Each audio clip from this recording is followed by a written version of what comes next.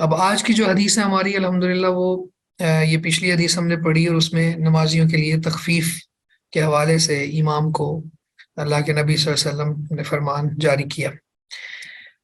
آج جو حدیث ہے اس کو ہم عنوان دینا چاہیں تو وہ یہ ہے کہ اگر بچہ ہو اور اس کو قرآن زیادہ یاد ہو تو وہ بھی امامت کروا سکتا ہے۔ ہم پڑھتے ہیں وَعَنْ عَمْرِ بْنِ سَلَمَةَ رضی اللہ تعالیٰ عنہ قال قال ابی، عمر بن سلمہ رضی اللہ تعالیٰ عنہ کہتے ہیں کہ میرے والد نے کہا جئتکم من عند النبی صلی اللہ علیہ وسلم حقا، کہ میں نبی مکرم صلی اللہ علیہ وسلم کے پاس سے آ رہا ہوں جن کی نبوت برحق ہے، یعنی یا پھر یوں بھی ہو سکتا ہے کہ میں اس نبی سے کے پاس سے آ رہا ہوں جو نبی حق ہے، سچا ہے۔ قالا، تو نبی صلی اللہ علیہ وسلم نے فرمایا، یعنی عمر بن سلمہ کے والد کہہ رہے ہیں کہ آپ صلی اللہ علیہ وسلم نے فرمایا فَإِذَا حَضَرَتِ الصَّلَاةُ، جب نماز کا وقت ہو جائے، فَلْيُؤَذِّنْ أَحَدُكُمْ، تو چاہیے کہ تم میں سے کوئی ایک اذان کہے، وَلْيَؤُمَّكُمْ أَكْثَرُكُمْ قُرْآنًا، اور تمہاری امامت کروائے تم میں سے جس کو قرآن زیادہ آتا ہو، یعنی قرآن میں جو زیادہ ہو۔ قال، یہاں تک جو سٹیٹمنٹ ہے وہ نبی صلی اللہ علیہ وسلم کی ہے، اور سلمہ بیان کر رہے ہیں، عمر کے والد ہیں، اور عمر اس حدیث کو بیان کر رہے ہیں۔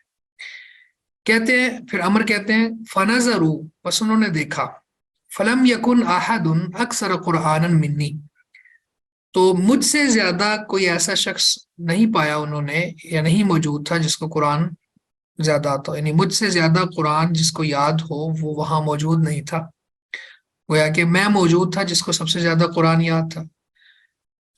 تو فقدمونی، پس انہوں نے مجھے آگے کر دیا، وَأَنَا ابن ست او 7 سنین، حالانکہ اس وقت میں 6 یا 7 سال کا تھا، 6 یا 7 سال کا بچہ ہی ہوتا ہے، تو میں اس وقت 6 یا 7 سال کا نوعمر بچہ تھا، تو مجھے انہوں نے آگے کر دیا۔ رواہ البخاری و ابو داود و نسائی، بخاری، ابو داود اور نسائی میں یہ روایات موجود ہیں، سنن نسائی میں، سنن ابی داود میں۔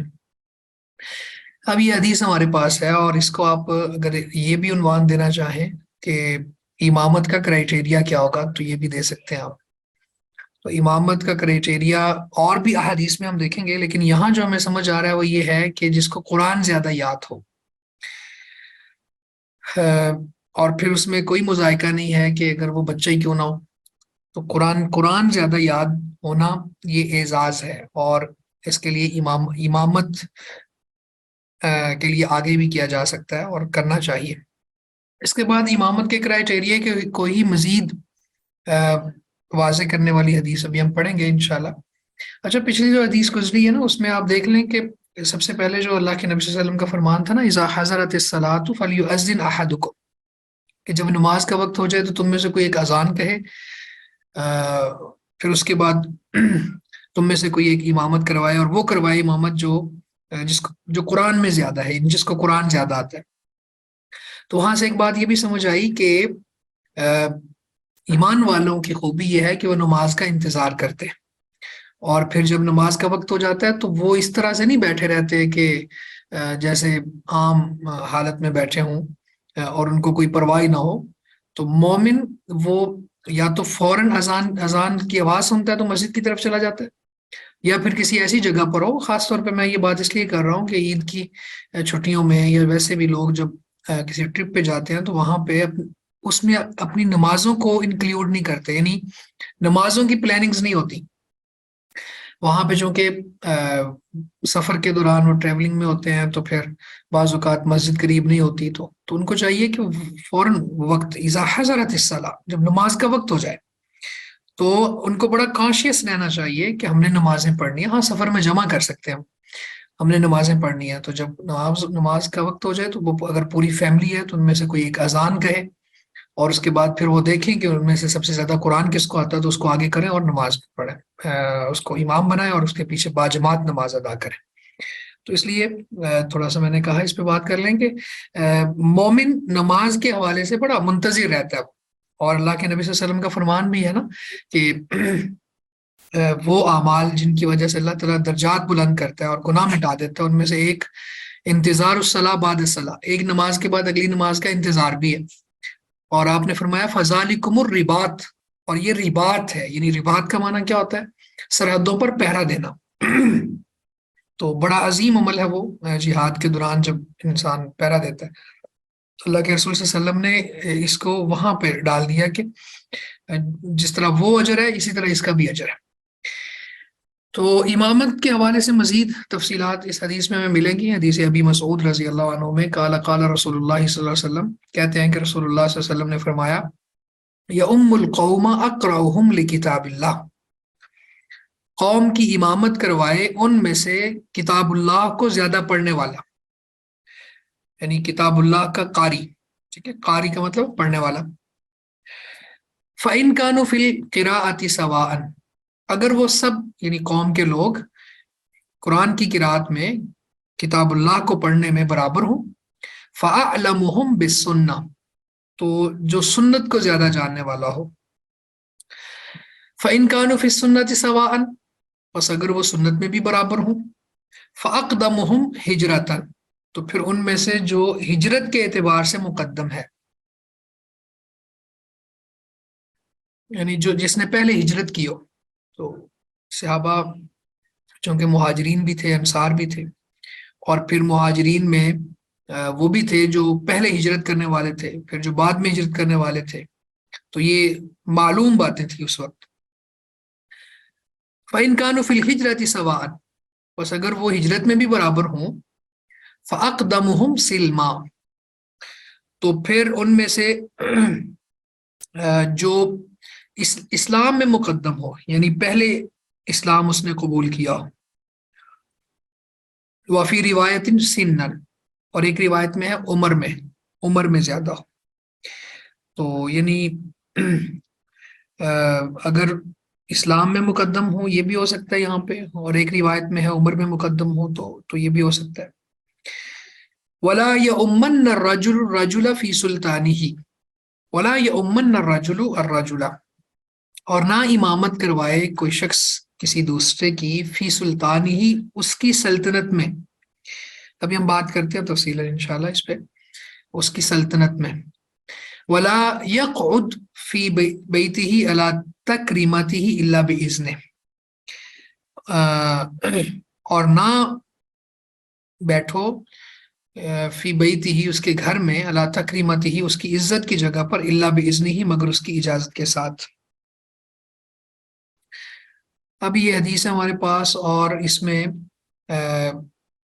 نماز با جماعت اور امامت کے ساتھ ساتھ اور بھی مزید فوائد ہیں جو سمجھنے کے لائق ہیں، اور ہمارے معاشرے کے ایشوز ہیں۔ اللہ کے نبی صلی اللہ علیہ وسلم کی احادیث کا خاصہ یہ ہے، اور آپ کو اللہ نے جوامع الکلم دیے تھے، تو آپ جب کوئی بات ارشاد فرماتے تو مزید انفارمیشن بھی دیتے، تو یہ آپ کی سنت ہے۔ اگر کوئی شخص کسی کو کچھ علم سکھا رہا ہوتا ہے تو مزید باتیں جب کرتا ہے نا، جیسے بالفرض ہم نے ابھی پچھلی حدیث پہ بات کی، تو اس میں یہ کہہ دیا کہ نماز کے لیے انتظار کرنا چاہیے اور نماز کے وقت کا خیال رکھنا چاہیے، تو اللہ کے نبی صلی اللہ علیہ وسلم کی یہ سنت ہے کہ آپ مزید علم بھی دے دیتے تھے۔ اب یہاں پہ امامت کا کرائٹیریا بتانے کے ساتھ ساتھ آپ نے آخر میں ایک اضافی بات بھی بتائی ہے، بلکہ دو باتیں، ان میں سے ایک کا تعلق تو امامت کے ساتھ ہی ہے اور دوسری کا تعلق امامت کے ساتھ نہیں ہے۔ تو سب سے پہلے کرائٹیریا کو ہم مزید واضح کرتے ہیں اس حدیث کی روشنی میں، سمجھتے ہیں مل کے۔ ایک تو یہ ہے کہ سب سے پہلے قوم کی امامت وہ کروائے جو کتاب اللہ کو زیادہ پڑھنے والا ہو، کتاب اللہ کی قرات زیادہ کرنے والا ہو۔ میں آپ سے پوچھتا ہوں، آپ مجھے یہ بتائیں کہ اس سے مراد قرآن مجید کا صرف ناظرہ پڑھنا ہے، ریڈنگ پڑھنا ہے، یا کچھ اور مراد بھی ہو سکتا ہے؟ جی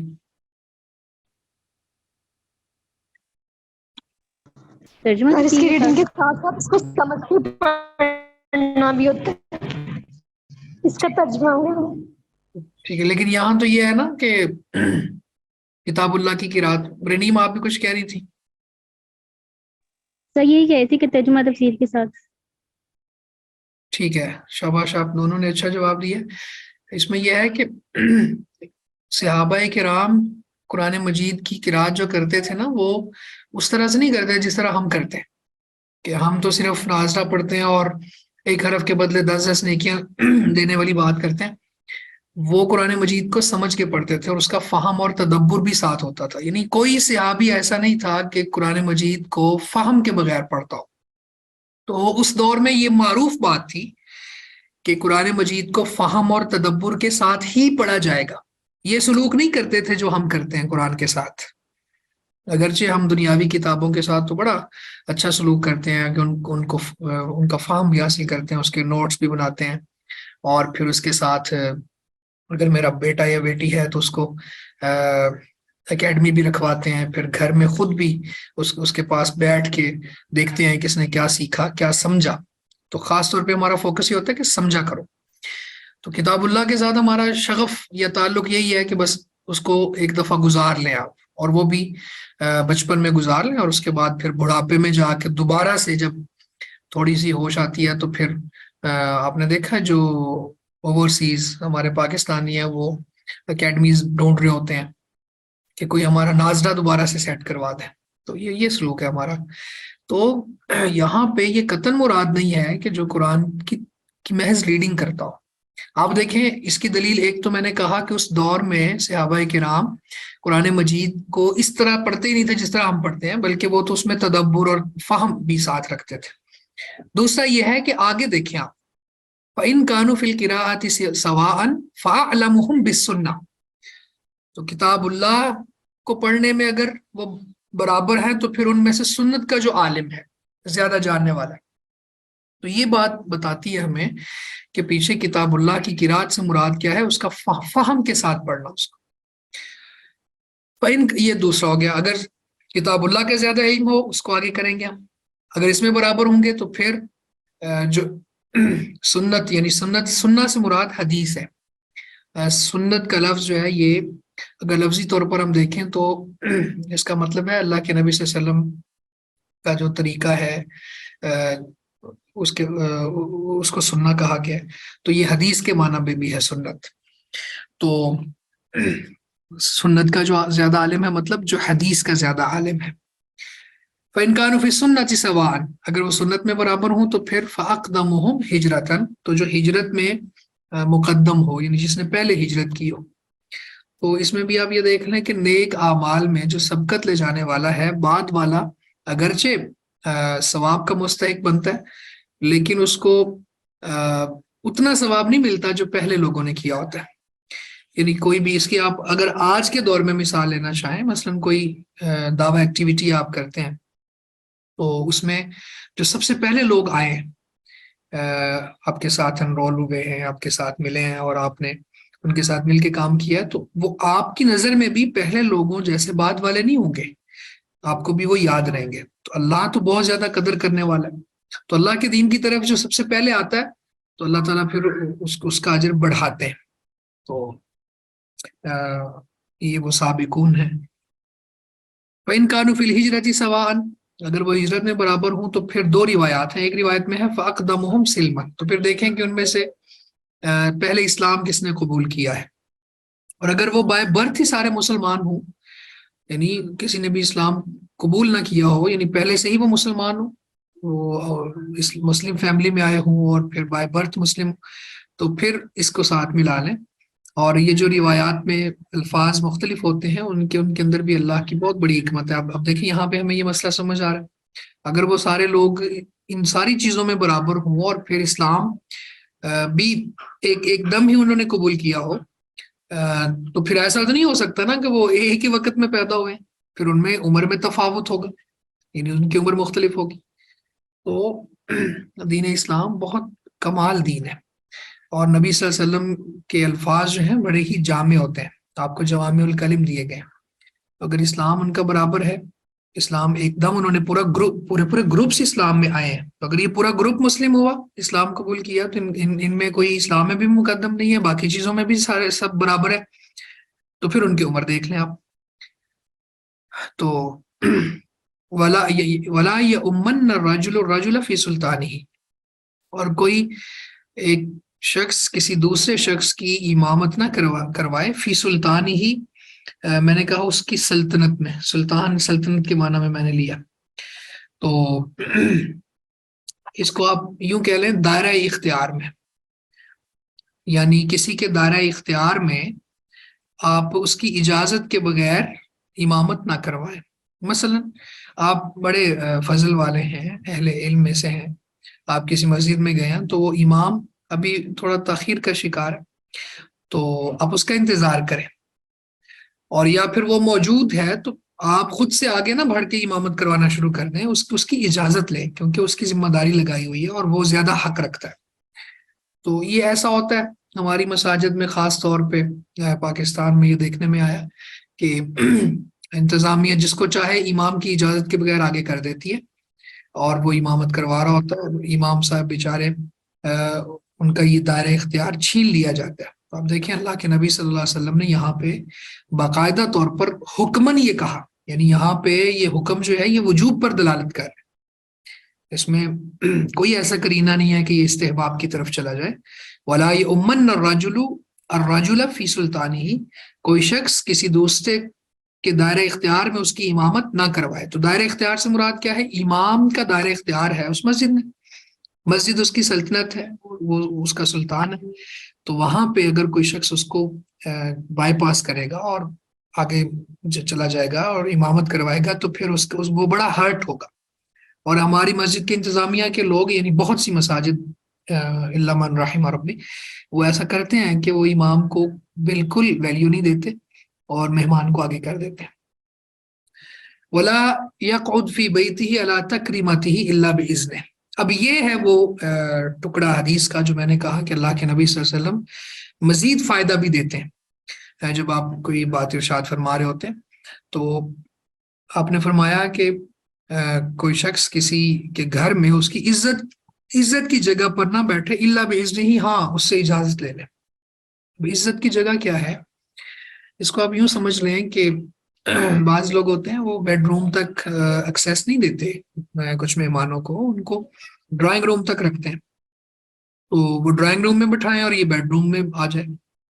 یا پھر یہ ہوتا ہے کہ کھانے کی میز پہ، کھانے کی ٹیبل پہ اگر اس کے لیے کوئی وہاں پہ اس گھر کا یہ اصول ہے کہ وہ جو بالکل فرنٹ پہ سامنے کرسی ہوتی ہے، تو وہاں پہ گھر کا جو سربراہ ہے وہ بیٹھتا ہے، تو کوئی شخص وہاں نہ بیٹھے، ٹھیک ہے؟ تو یا اور بھی کوئی خاص جگہ جو گھر کے سربراہ کے لیے مختص ہوتی ہے، تو یعنی اس کی عزت کی جگہ، تو وہاں وہ نہ بیٹھے الا باذنہ، ہاں اس سے اجازت لے لے۔ اگر وہ اجازت دے دے تو پھر بیٹھنے میں حرج بھی نہیں ہے، کیونکہ اس میں مقصود حاصل ہو رہا ہے نا کہ اس نے اجازت دی ہے، یا پھر کوئی خود کہتا ہے کہ آپ یہاں بیٹھ جائیں، اور تو اس لیے پھر وہاں بیٹھنے میں کوئی حرج نہیں ہے۔ تو آپ دیکھیں کہ اللہ کے نبی صلی اللہ علیہ وسلم کتنی باریکی کے ساتھ ہمیں علم سکھاتے ہیں۔ اچھا، یہ آگے حدیث ہے ولی ابن ماجہ، اور ابن ماجہ میں ہے من حدیث جابر رضی اللہ تعالیٰ عنہ کی حدیث سے، وَلَا تَؤُمَّنَّ امرأة رجلا، اور نہ کوئی عورت مرد کی امامت کروائے، وَلَا أَعْرَابِيٌّ مُحَاجِرًا، اور کوئی اعرابی یعنی دیہاتی آدمی مہاجر کی امامت نہ کروائے، وَلَا فَاجِرٌ مُؤْمِنًا، اور نہ ہی کوئی فاجر مومن کی امامت کروائے۔ اب اس حدیث کو ہم سمجھتے ہیں انشاءاللہ، لیکن پہلے یہ دیکھ لیں اسنادہ واہن، اور اس حدیث کی سند کمزور ہے۔ تو یہ کمزور اس لیے ہے کہ اس کی سند میں علی بن زید بن جدعان ایک راوی ہیں، جن کے بارے میں محدثین کی رائے ہے کہ یہ ضعیف راوی ہے۔ تو اسی طرح ایک عبداللہ العدوی بھی ہیں، وہ بھی ضعیف ہے، امام بخاری رحمہ اللہ نے اس کے بارے میں کہا۔ تو بہرحال یہ حدیث تو ثابت نہیں ہے، لیکن اس کے جو احکامات ہیں جو ثابت ہیں باقی حدیث سے، وہ ہم بات کر لیتے ہیں۔ سب سے پہلی بات یہ ہے وَلَا تَؤُمَّنَّ امرأة رجلا، اور کوئی عورت مرد کی امامت نہ کروائے، تو یہ بات ٹھیک ہے۔ عورت عورتوں کی امامت کروا سکتی ہے، عورت مرد کی امامت نہیں کروا سکتی، وہ چاہے اپنے محرم اس کے مرد کیوں نہ ہو۔ وَلَا أَعْرَابِيٌّ مُحَاجِرًا، اور کوئی اعرابی دیہاتی جو ہے وہ مہاجر کو نہ کروائے۔ تو یہاں مہاجر سے مراد شہری ہے، کیونکہ عرابی دیہاتی کو کہتے ہیں، تو مہاجر وہ جو دیہات سے شہر کی طرف مائگریٹ کر جاتے ہیں، تو وہ نہ کروائے۔ تو اس میں یہ روایت چونکہ ضعیف ہے، تو لہٰذا یہ بات ثابت نہیں ہوتی باقی اور بھی کسی روایت سے۔ لیکن آپ دیکھ لیں کہ اگر جو پیچھے کرائٹیریا گزرا ہے امامت کا، اس پہ کوئی دیہاتی پورا اترتا ہے تو وہ امام بن جائے، شہری اترتا ہے تو وہ امام بن جائے۔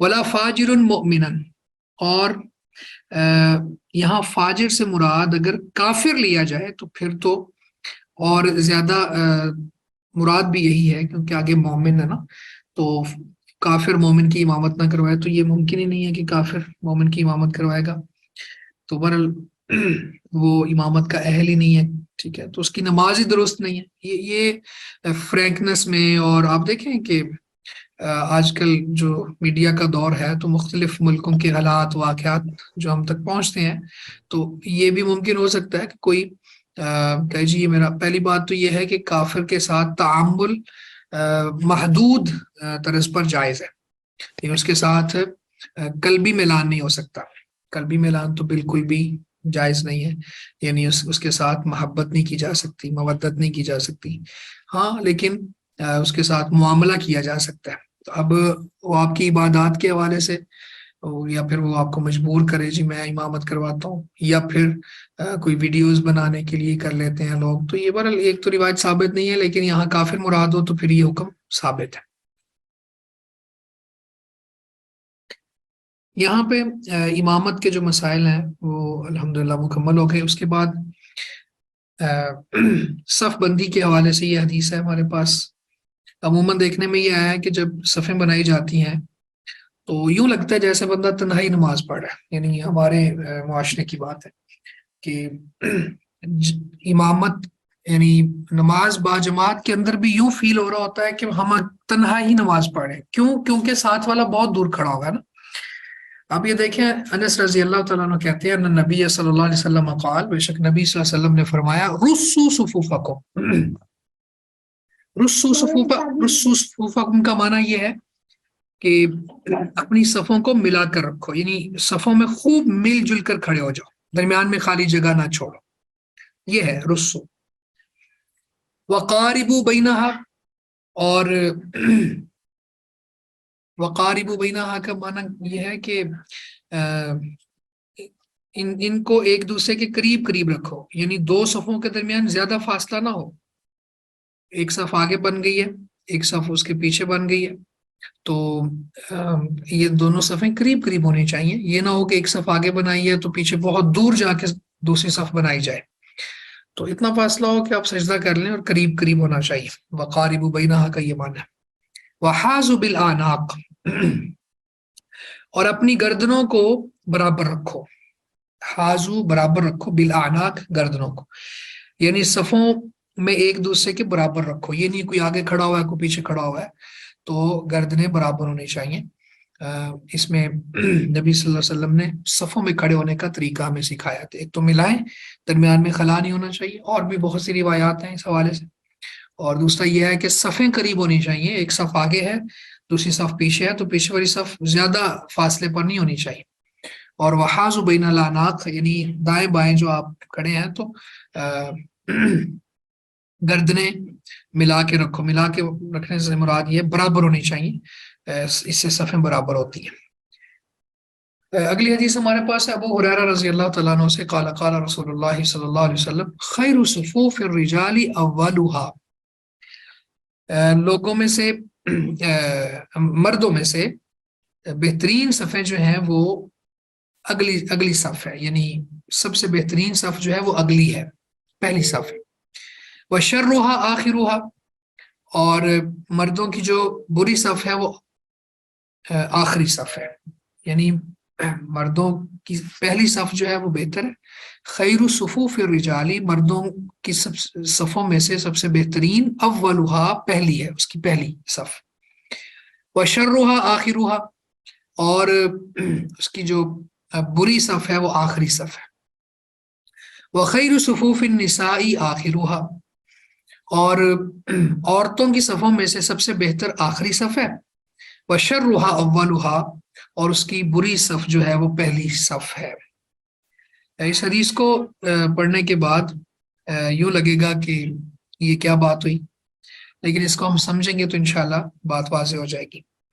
तो मर्दों की सबसे पहली सफ जो है वो बेहतर है, यानी मर्द जल्दी आए और पहली सफ में मौजूद हों। अल्लाह के नबी सल्लल्लाहु अलैहि वसल्लम ने फरमाया कि अगर लोग जान लें कि पहली सफ में और अजान कहने में कितना अजर है, तो फिर उनको कुरान अंदाजी करना पड़े। तो ये माना है।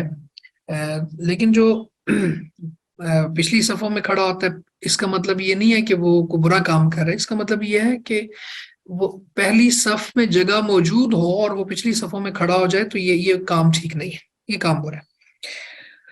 तो पहली सफ में खड़ा होने की फजीलत और ये तरगीब और ये सारी चीज़ें मौजूद हैं, उसमें बहुत फ़ायदा होता है, क्योंकि एक तो आदमी पहले आता है, और दूसरा ये है कि इमाम के करीब होता है वो, और लाउड स्पीकर्स नहीं होते थे पहले, तो इमाम की आवाज़ वो बराह रास्त करीब से सुन लेता है।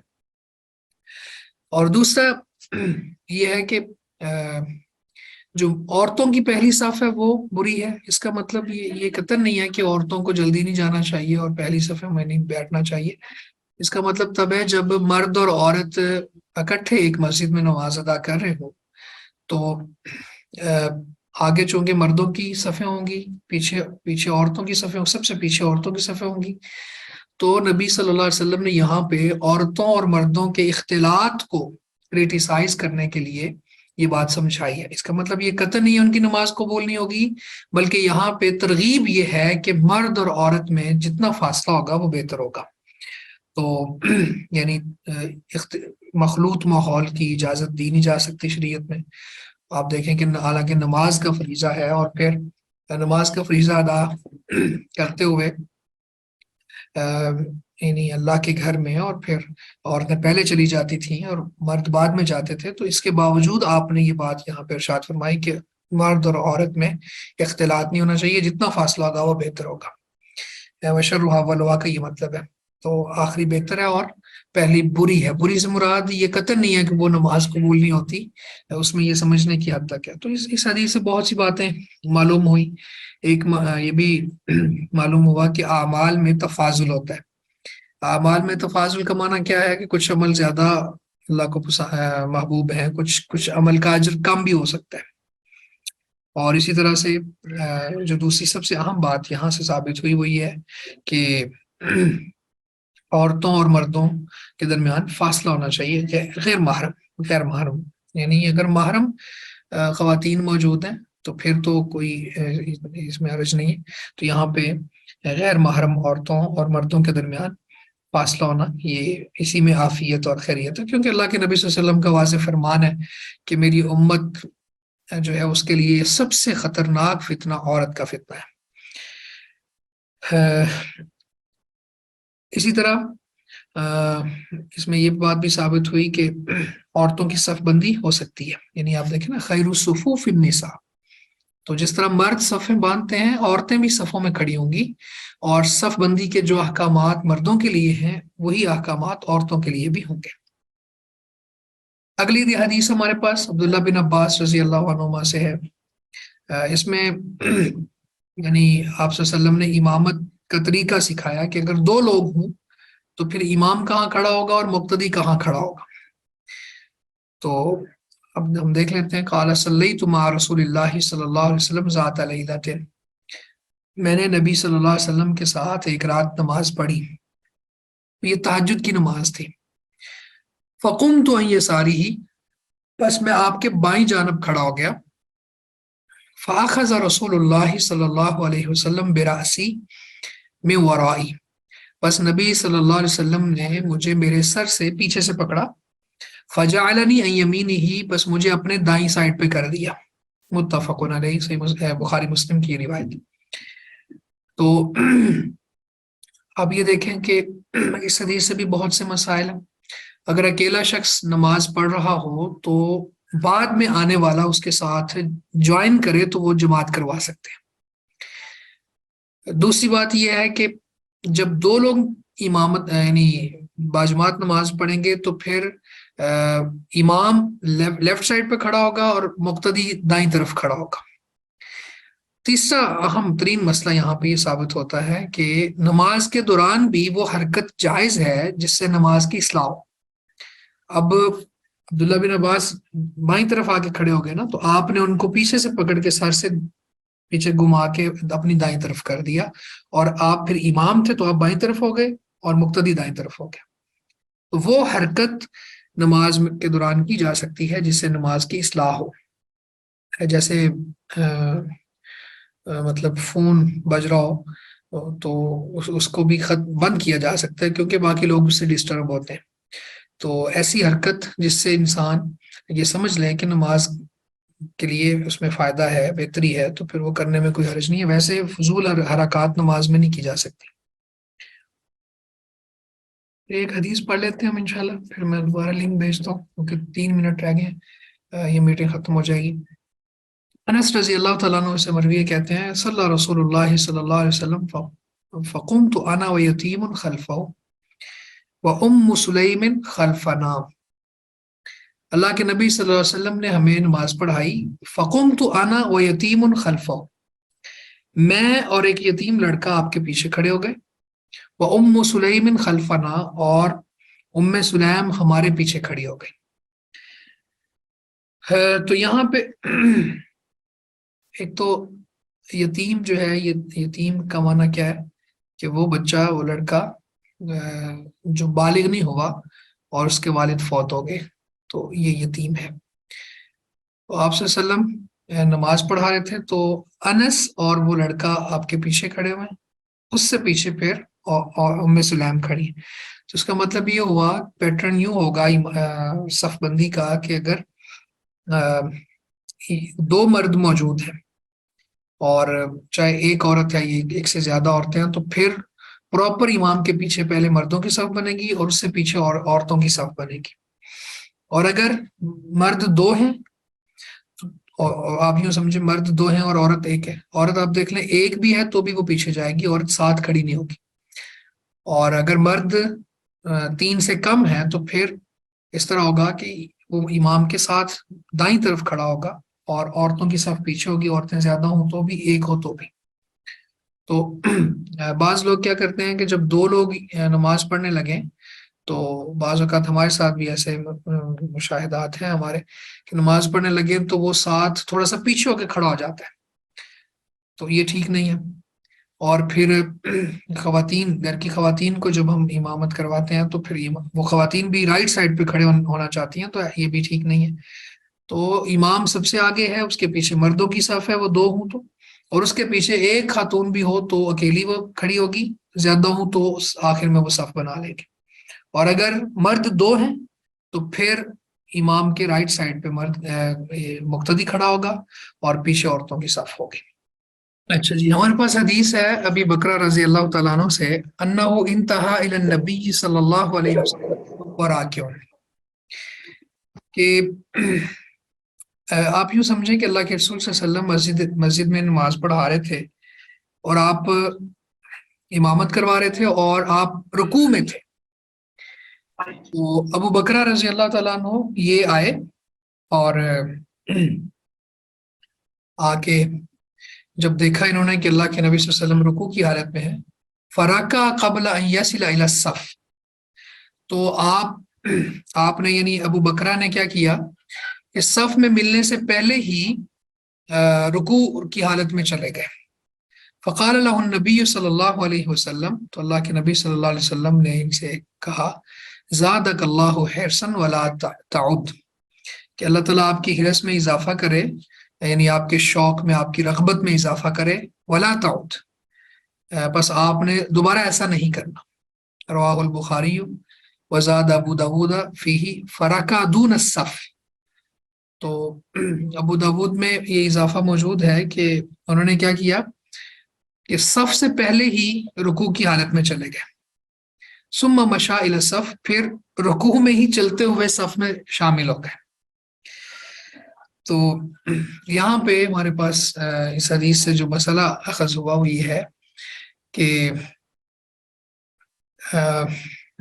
جب امام کسی رکن میں موجود ہو، یعنی رکوع میں ہو، سجدے میں ہو، تو وہاں جا کے صف کے اندر کھڑا ہو کے پھر شامل ہونا چاہیے۔ اب یہاں پہ ابو بکر رضی اللہ تعالیٰ عنہ نے یہ دیکھا کہ اللہ کے رسول رکوع میں ہے، تو صف سے پہلے ہی رکوع میں ہو گئے اور رکوع کی حالت میں چلتے چلتے آ کے صف میں شامل ہو گئے۔ تو اللہ کے نبی صلی اللہ علیہ وسلم نے فرمایا کہ آپ ایسا نہ کرو، آپ کا شوق اپنی جگہ پر ہے، اللہ تعالیٰ آپ کے شوق میں اور زیادہ اضافہ کرے، لیکن اس بات کو اب دہرانا نہیں ہے۔ تو آپ کا یہ حکم کہ اس بات کو اب دہرانا نہیں ہے، اس بات کی دلیل ہے کہ ایسا نہیں کرنا چاہیے۔ تو پھر صف میں شامل کیسے ہونا ہے؟ صف میں شامل ہونا ہے صف میں جا کے کھڑے ہو کے پھر امام جس حالت میں ہے اسی حالت میں آپ شامل ہو جائیں گے۔ اس حدیث سے یہ بات بھی سمجھ آتی ہے کہ صحابہ کرام نماز کے حوالے سے خاص طور پر اور باقی عبادات میں کس قدر رغبت رکھتے تھے، اور یہ آپ نے پھر دعا دی زادک اللہ حرصا۔ یہ تفصیلات بڑی اہم ہوتی ہیں اس میں، اگر آپ پڑھ لیں تو جیسے اس حدیث کے حوالے سے یہاں باتیں کی گئی ہیں نا کہ اس حدیث میں ایک تو یہ ہے کہ جلدی کرنا، دوسرا یہ ہے کہ صف تک پہنچنے سے پہلے ہی رکوع کر لینا، تیسرا یہ ہے کہ نماز میں ہی چلنا، یعنی ادھر سے نماز جوائن کر لی اور چل رہے ہیں، اور چوتھی بات یہ ہے کہ رکوع میں امام کی موافقت کرنا۔ تو بہرحال یہ بتا دیا ہے، اللہ کے نبی صلی اللہ علیہ وسلم نے خود ہی روک دیا اس کام سے نا، تو ایسا نہیں کرنا چاہیے۔ اس کے بعد اگلی حدیث ہمارے پاس ہے وابصہ بن معبد رضی اللہ تعالیٰ عنہ سے، ان رسول اللہ صلی اللہ علیہ وسلم رأى رجلا يصلي خلف الصف وحدہ، کہ بے شک نبی صلی اللہ علیہ وسلم نے ایک ایسے آدمی کو دیکھا جو صف کے پیچھے اکیلا نماز پڑھ رہا تھا، فَأَمَرَهُ أَن يُعِيدَ الصَّلَاةَ، بس آپ نے اسے نماز دہرانے کا حکم دیا۔ رواہ احمد و ابو داود و ترمذی و حسنہ، احمد، ابو داود اور ترمذی نے بیان کیا ہے، اور امام ترمذی نے اس حدیث کو حسن بھی کہا ہے، اور وصححہ ابن حبان نے اس کو صحیح کہا ہے۔ یہ حدیث تو صحیح ہے۔ اب اس سے جو مسئلہ اخذ ہوتا ہے وہ انشاءاللہ بھی ہم نے سمجھنا ہے۔ آپ دوبارہ سے دیکھ لیں، حدیث یہ ہے کہ جماعت کے ساتھ نماز میں صف کے پیچھے اکیلا آدمی جب نماز پڑھے تو اللہ کے نبی صلی اللہ علیہ وسلم نے اس کو نماز دہرانے کا حکم دیا ہے۔ اس کو آپ دیکھیں کہ صف کے پیچھے اکیلا نماز پڑھنے کی دو صورتیں ہیں۔ ایک صورت یہ ہے کہ اگلی صف مکمل ہوگی، اس میں جگہ نہیں ہوگی تو پھر آدمی پیچھے کھڑا ہو جائے گا، اور دوسری صورت یہ ہے کہ اگلی صف میں جگہ ہوگی لیکن اس کے باوجود پھر وہ پیچھے کھڑا ہوتا ہے۔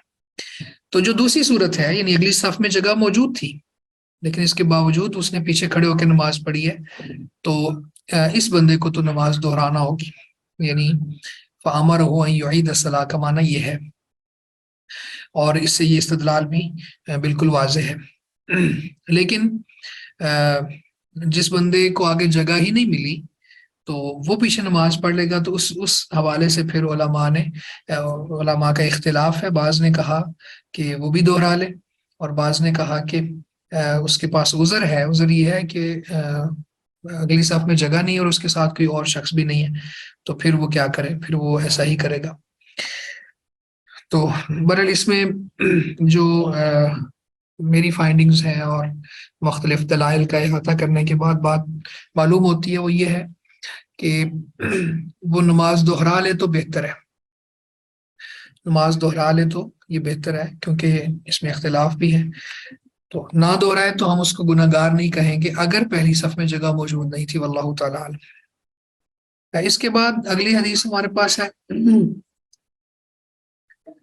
ان طلق بن علی رضی اللہ عنہ، طلق بن علی رضی اللہ تعالیٰ عنہ بیان کرتے ہیں لا صلاۃ لمنفرد خلف الصف، صف کے پیچھے اکیلے آدمی کی کوئی نماز نہیں۔ وزاد طبرانی فی حدیث وابصہ، اور حدیث وابصہ جو پیچھے گزری ہے اس میں طبرانی نے اضافہ کیا ہے الا دخلت معهم او اجتررت رجلا، تو ان کے ساتھ کیوں نہیں داخل ہو گیا، یعنی پہلی صف والوں کے ساتھ کیوں نہیں مل گیا، یا وہاں سے تم نے کوئی آدمی پیچھے کیوں نہیں کھینچ لیا۔ اب یہ حدیث ہمارے پاس ہے، لیکن اس حدیث کے اوپر علماء نے بحث کی ہے کہ ضعیف ہے، تو خیر اگر تو یہ روایت بالکل ثابت ہوتی تو پھر آگے سے بندہ پیچھے کھینچ لینے میں کوئی حرج نہیں تھا، لیکن چونکہ یہ حدیث ثابت نہیں ہے تو اس لیے پھر آگے سے بندے کو کھینچنا جو ہے اس کے حوالے سے علماء میں اختلاف ہو گیا۔ تو اس کے جو کہتے ہیں کہ نہیں ایسا کرنا چاہیے، وہ بہت سی ریزنز دیتے ہیں۔ ان میں ایک ریزن یہ ہے کہ اس بندے کو افضل جگہ میں وہ کھڑا ہوا تھا وہاں سے ہٹا کے اس کو پیچھے لے آئے ہیں، تو آپ نے اس کے ساتھ یہ اچھا نہیں کیا کہ وہ ایک افضل جگہ پہ تھا، اس کو مفضول جگہ پہ آپ لے۔ دوسرا یہ تھا کہ آپ نے بلا وجہ اس کو ڈسٹرب کر دیا، اس کا کیا قصور تھا۔ تیسرا یہ ہے کہ جب اس کو آپ نے پیچھے کھینچا تو اگلی صف میں خلا پیدا ہو گیا، اور اس سے اگلی بات یہ ہے کہ جب خلا پیدا ہوا تو پھر شریعت کہتی ہے کہ سب لوگ ملے اور خلا کو فل کریں، تو پھر پوری صف میں ہی ڈسٹربینس ہو گئی اور حرکت پیدا ہو گئی۔ تو اس لیے وہ جو پچھلی بات گزری تھی اسی کو لیا جائے گا کہ اگر تو آگے جگہ ہے تو اس کو آگے کھڑا ہو جانا چاہیے، اگر جگہ نہیں ہے تو پیچھے کھڑا ہو جانا چاہیے۔ تو پھر وہ نماز دہرا لے تو بہتر ہے، نہ دہرائے تو گناہ نہیں ہے انشاءاللہ۔ اس کے بعد ہمارے پاس ابو ہریرہ رضی اللہ تعالیٰ عنہ سے حدیث ہے، نبی صلی اللہ علیہ وسلم قال، نبی رحمت صلی اللہ علیہ وسلم سے مرفوع حدیث ہے کہ آپ نے فرمایا اذا سمعتم الاقامہ فامشوا الی الصلاۃ وعلیکم السکینۃ والوقار۔ اذا سمعتم الاقامہ، جب آپ اقامت سنو، یعنی ایک اذان ہے اور ایک اقامت، تو اقامت متصل پہلے کہی جاتی ہے جماعت کے، تو جب تم اقامت سنو فامشوا الی الصلاۃ، تو نماز کی طرف چلو، چل پڑو، یہ چل کے جاؤ، مشا یمشی کا معنی ہوتا ہے چلنا۔ وعلیکم السکینۃ والوقار، اور تمہارے اوپر سکون اور وقار لازم ہے، یعنی چلنے میں اس طرح سے نہیں کرنا آپ نے کہ مطلب بہت عجیب طریقے سے چل رہے ہوں کہ آپ کو دوڑنے کا امکان اس میں ظاہر ہو رہا ہو، یا پھر ایسے جیسے انسان بہت تیزی میں ہوتا ہے۔ آپ دیکھیں آگے ولا تسرعوا، اور جلدی نہ کرو، جلدی کرنے سے مراد کیا ہے؟ دوڑ کر نہ چلو، یہاں پہ دوڑنا مراد ہے۔ فما ادرکتم فصلوا، بس جو تم پالو تو پڑھ لو، یعنی جو تمہیں جماعت کی رکعات مل جائیں وہ پڑھ لو۔ وما فاتکم فاتموا، اور جو رہ جائیں، جو فوت ہو جائیں مطلب جو رہ جائیں، فاتموا، بس وہ پوری کر لو۔ بخاری مسلم کی حدیث ہے اور یہ لفظ بخاری کے ہیں۔ تو یہاں پہ نماز کی طرف جاتے ہوئے سکینت اور وقار کو ملحوظ خاطر رکھنے کا حکم دیا گیا ہے، اور چل کے جانے کا کہا گیا ہے، دوڑ کے جانے کا نہیں کہا گیا۔ تو دوڑ کے جانا جو ہے یہ اس کی ممانعت ہے، ولا تسرعوا، کہ بھاگ کر نہ جاؤ، دوڑ کر نہ جاؤ۔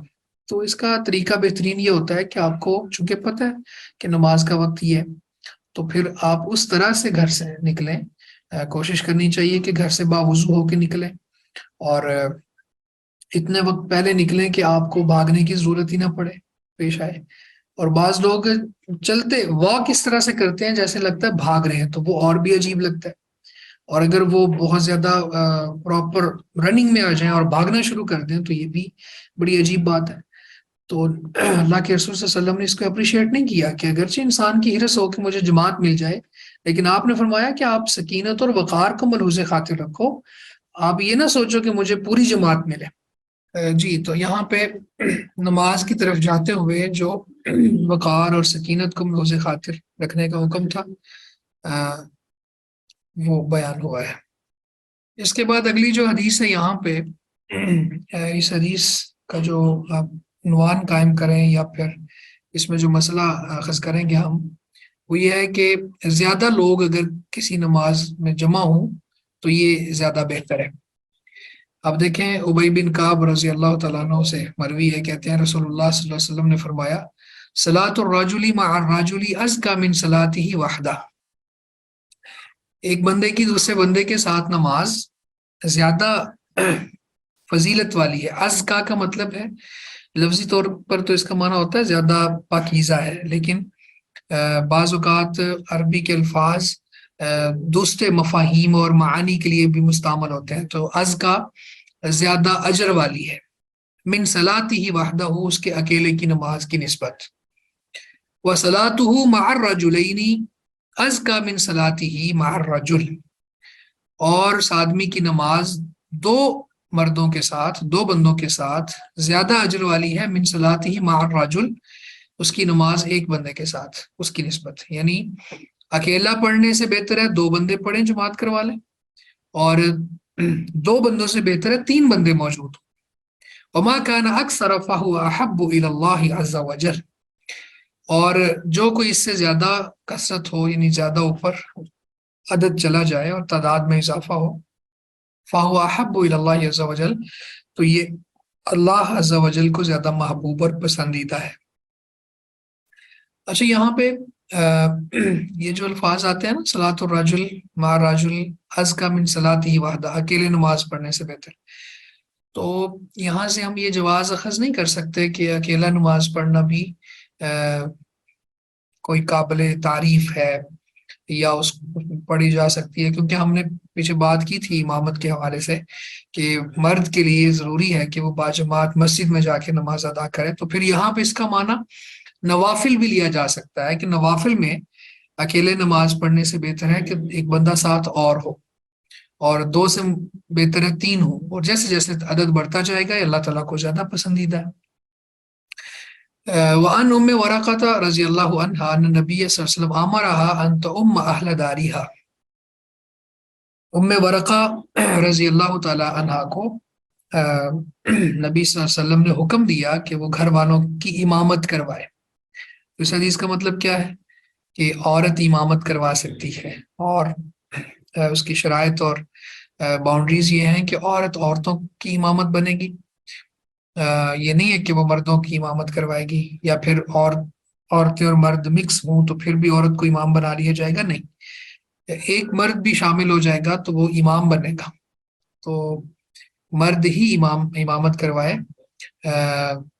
اگر کوئی مرد موجود ہو، لیکن اگر عورتیں ہوں، صرف عورتیں ہوں، تو پھر ان کو عورت بھی امامت کروا سکتی ہے۔ یہ صریح دلیل ہے اس بات کی کہ عورتوں کی امامت جائز۔ بعض لوگ اس کے قائل نہیں ہیں، لیکن آپ دیکھ لیں کہ ام ورقہ رضی اللہ عنہا کو نبی صلی اللہ علیہ وسلم نے حکم دیا کہ آپ اپنے گھر والوں کی امامت کروائیں، رواہ ابو داؤد وصححہ ابن خزیمہ۔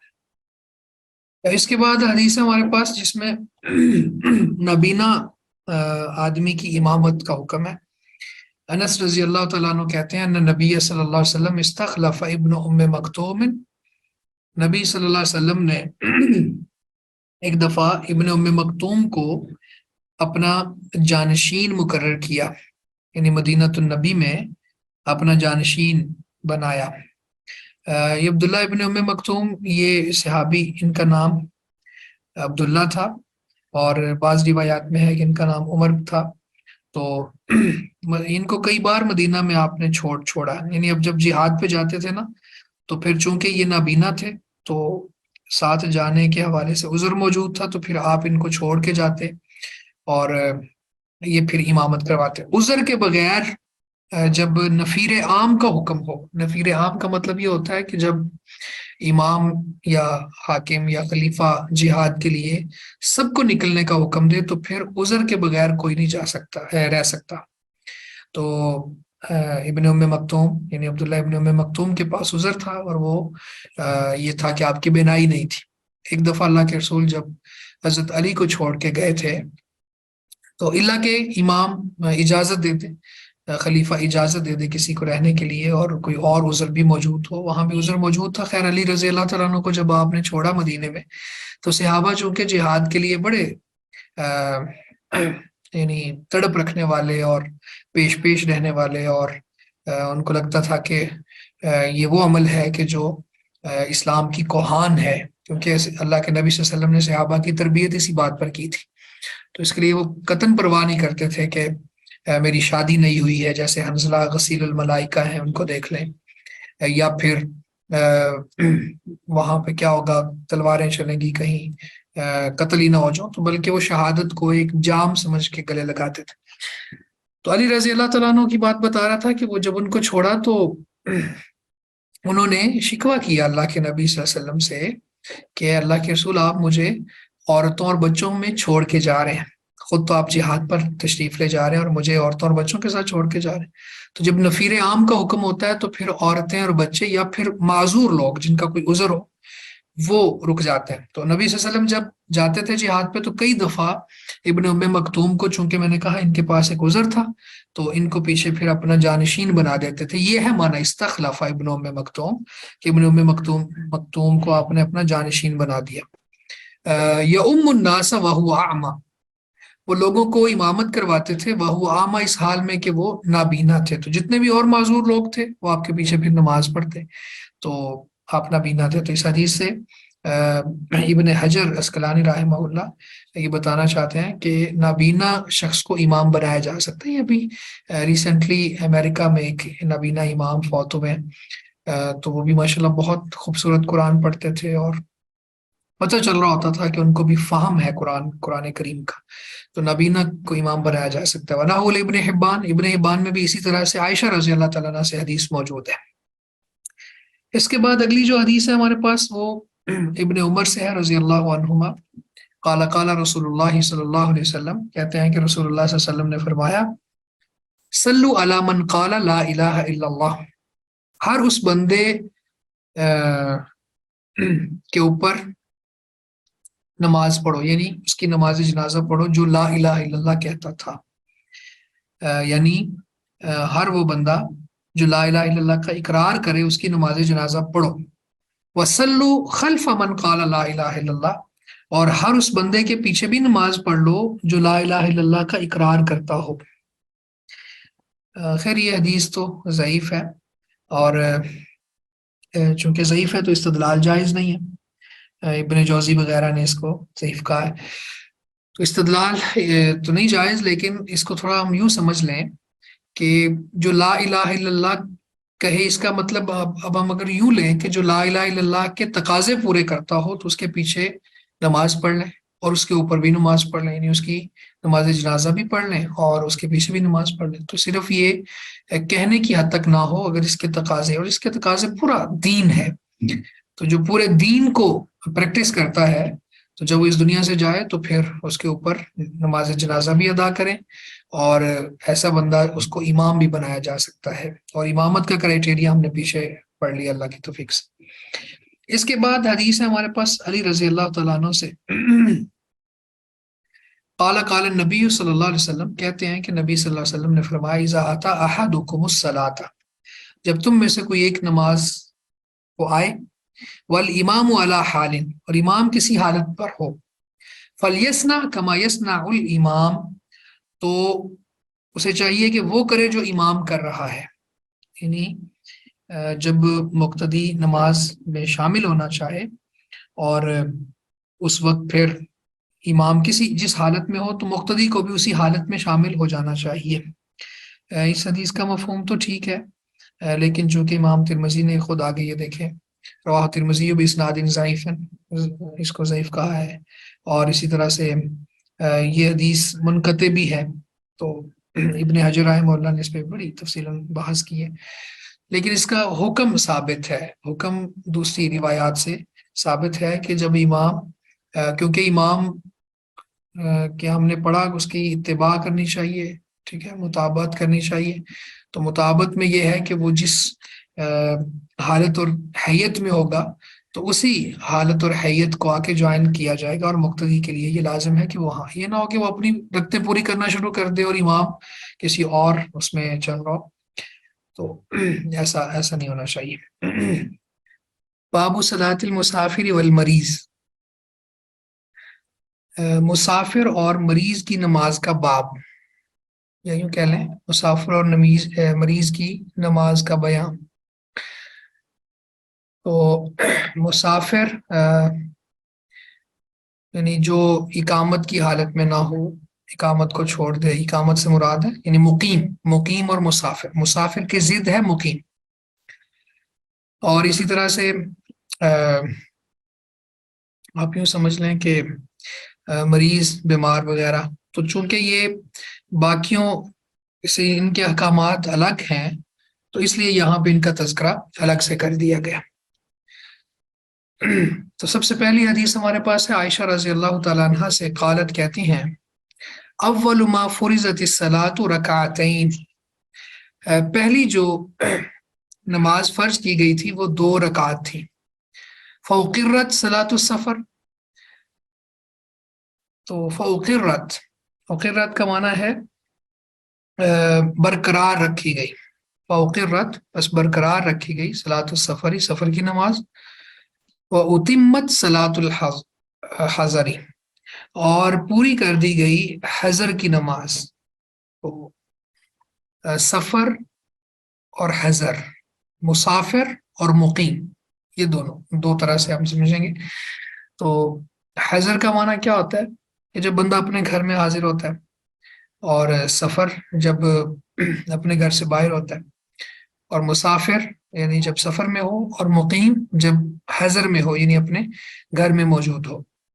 عائشہ رضی اللہ تعالیٰ عنہ کہتی ہیں کہ پہلے جو نماز فرض کی گئی تھی وہ دو رکعتیں تھیں، تو سفر کی نماز تو 2 رکعت ہی برقرار رکھی گئی، لیکن حضر کی نماز کو پورا کر دیا گیا۔ آگے بھی حدیث ہم پڑھ لیتے ہیں تو مزید بات سمجھ آ جائے گی۔ ولی بخاری، یہ اور بخاری میں ہے، ثم ہاجر، پھر آپ نے ہجرت فرمائی یعنی مدینہ منورہ جب اللہ کے رسول آئے، ففرضت 4 تو 4 رکعات نماز فرض کی گئی، وقرت صلاۃ السفر علی الاول، اور نماز سفر کی نماز کو پہلی پر ہی برقرار رکھا گیا۔ زاد احمد، احمد میں اضافہ یہ ہے، الا المغرب، مغرب کے علاوہ، فانها وتر النہار، بس بے شک وہ دن کا وتر ہے، والا الصبح، اور صبح کے علاوہ، فانها تطول فيها القراءة، بس بے شک اس میں قرات کو لمبا کیا جاتا ہے، اس میں لمبی قرات کی جاتی ہے۔ یعنی ان احادیث کا خلاصہ یہ ہے سبحان اللہ کہ مکہ میں جو نماز فرض کی گئی تھی وہ ہر نماز 2 رکعت تھی، تو پھر جب اللہ کے نبی صلی اللہ علیہ وسلم مدینہ منورہ تشریف لائے تو پھر رکعات کی تعداد بڑھا دی گئی، فجر اور مغرب کے علاوہ، یعنی باقی جو 2 تھی ان کو 4 کر دیا گیا، فجر کی 2 کو ہی باقی رکھا گیا اور اس میں قرات لمبی کا حکم دے دیا گیا، اور مغرب کی 3 رکعات فرض ہو گئیں، اور اس کے بارے میں یہاں پیچھے گزرا ہے کہ یہ وتر النہار، دن کا وتر ہے، یعنی دن کا اختتام ہوتا ہے اس وقت، تو پھر وتر طاق عدد میں یہ رکعات فرض کی گئی ہیں، تو طاق عدد میں ہی ان کو پڑھا جائے گا۔ تو گویا کہ معلوم یہ ہوا سفر کے اندر نمازوں کو جو ہم کہتے ہیں نا قصر نماز، قصر کا معنی بھی یہ ہوتا ہے کم کرنا، تقصیر، کم کرنا۔ تو قصر نماز جو ہے وہ کتنی ہے؟ فجر کی تو ویسے دو فرض رکعات ہے، اور ظہر کی 4 ہیں، تو سفر میں قصر ہو جائے گی 2 رکعت، عصر کی بھی 2 رکعت، مغرب کی 3 ہی ہوں گے، اور عشاء کی بھی 2 رکعت ہو جائیں گی۔ اور ساتھ میں وضاحت دے دی گئی کہ مغرب اور صبح کے اندر تبدیلی جو نہیں کی گئی، وہ مغرب اس لیے کہ وہ دن کا وتر ہے، اور صبح اس لیے کہ اس میں قرات لمبی ہے۔ تو سفر کے اندر جب نماز پڑھنی ہے تو قصر کرنا بہتر ہوگا، اور پوری پڑھنے کی بھی اجازت ہے۔ بعض فقہا کے نزدیک تو یہ ہے کہ جب قصر ہے تو پھر قصر ہی پڑھیں گے، پوری پڑھنا گناہ ہے، لیکن یہ موقف ٹھیک نہیں ہے، مرجوح ہے، قصر کرنا افضل ہے، کیونکہ اللہ اپنی دی ہوئی رخصتوں پر عمل کرنے سے خوش ہوتے ہیں۔ جبکہ یعنی فرض پورے پڑھ لینا، پوری جماعت پڑھ لینا، اس میں بھی کوئی حرج نہیں ہے، وہ بھی پڑھی جا سکتی ہے۔ اور اس میں اس کے مختلف مسائل ہیں، انشاءاللہ آگے مزید آتے رہیں گے۔ اس کے بعد اگلی حدیث عائشہ رضی اللہ تعالیٰ عنہ سے، ان النبی صلی اللہ علیہ وسلم کان یقصر فی السفر ویتم، کہ نبی محترم، نبی مکرم صلی اللہ علیہ وسلم سفر میں قصر بھی کرتے تھے اور پوری نماز بھی پڑھ لیتے تھے، ویصوم ویفطر، اور روزہ رکھ بھی لیتے تھے اور روزہ نہیں بھی رکھتے تھے۔ یہ حدیث ہے ہمارے پاس، اس میں اگرچہ یہاں پہ دارقطنی نے روایت کیا ہے، اور ابن حجر کہتے ہیں الا انہ معلول، کہ یہ تھوڑی معلول ہے، یعنی اس میں کوئی علت بھی ہے، والمحفوظ वन आयशा मिन फ़िअलिहा, और आयशा से महफूज रिवायत है कि उनका अमल भी था इसमें। वक़ालत, और कहते थे, इन्नहु ला यशुक़्क़ु अलैया, ये मुझ पर कोई मुशक्कत नहीं डालती। यानी इसको हम अभी देख लेते हैं इंशाल्लाह। सबसे पहले तो इस रिवायत में ये है कि सफ़र में नमाज आप कसर भी कर लेते थे और पूरी भी पढ़ लेते थे। तो दोनों तरह से, जैसे मैंने पहले भी कहा पीछे, कि दोनों तरह से ही अंदाज अपनाया जा सकता है। व यसूम व युफ्तर, रोज़ा रखा भी जा सकता है और रोज़ा छोड़ा भी जा सकता है। और उसमें आप देखें कि ये जो रिवायत है, इन्नहु ला यशुक़्क़ु अलैया, अगर किसी पर मुशक्कत ना हो, अगर किसी पर मुशक्कत ना हो तो फिर उसको इख्तियार है। और अगर रोज़ा रखने में मुशक्कत है, यानी उस वक़्त जो सफ़र होते थे बड़े मुश्किल होते थे, और यानी उसमें प्यास लगने के बड़े चांसेस ज़्यादा होते थे, और फिर बड़ी मुश्किल, आजकल तो लग्जरी गाड़ियों में हम सफ़र करते हैं तो उस तरह से मालूम नहीं होता। बहरहाल यानी कोई इल्लत नहीं है कि अगर आप लग्जरी गाड़ी पे सफ़र कर रहे हैं तो रोज़ा ज़रूर रखें। जब सफ़र में इजाज़त है तो फिर इजाज़त है। तो लेकिन अगर किसी को लगता है कि उस पर मुशक्कत नहीं है तो वो रख ले, रखना चाहे तो, शरीयत उसको बाउंड नहीं करे। और अगर कोई समझता है कि उस पर मुशक्कत है तो फिर वो रोज़ा ना रखे। तो इसी तरह कसर नमाज में भी इख्तियार है कि सफ़र की हालत में अगर वो पूरी पढ़ना चाहता है तो पूरी पढ़ ले, अगर वो कसर करना चाहता है तो कसर कर ले। होता ही है कि बाजमात नमाज का बहर सूरत अजर ज़्यादा है। तो अगर इमाम मुकीम है और वो बाजमात नमाज पढ़ा रहा है तो फिर ये पीछे पढ़ ले और पूरी पढ़ ले, और इसमें अजर ज़्यादा होगा। लेकिन अगर ये इमाम बन रहा है तो फिर अल्लाह के नबी सल्लल्लाहु अलैहि वसल्लम जिस तरह किया करते थे कि आप लोगों को बता देते थे कि हम सफ़र करने वाले लोग हैं तो आप अपनी नमाज पूरी कर लो, तो फिर ये कसर करवा दे, सुन्नत पे भी अमल हो जाएगा।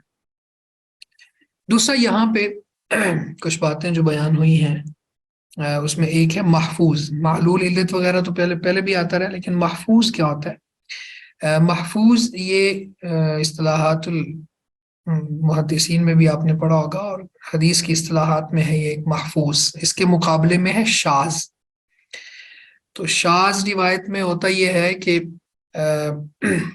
सिका रावी अपने से ज्यादा सिका या सिकात की मुखालफत करता है तो वो शाज हो जाती है, और उसके मुकाबले में वो सिका रावियों की या ज्यादा औसक रावी की रिवायत को महफूज कहा जाता है।